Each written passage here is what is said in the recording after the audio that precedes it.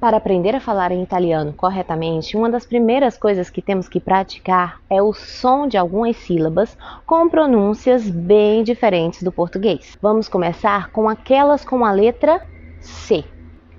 K, cane, amica. Co, banco, simpatico. Cu, cuore, scuola.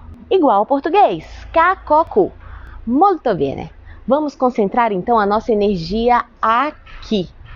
Ce, ci. A pronúncia dessas duas sílabas será sempre essa. Cellulare, cinema, centro, città. Então, sempre que você visualizar uma palavra italiana que se escreve com ce, ci, imagina que estão escritas assim.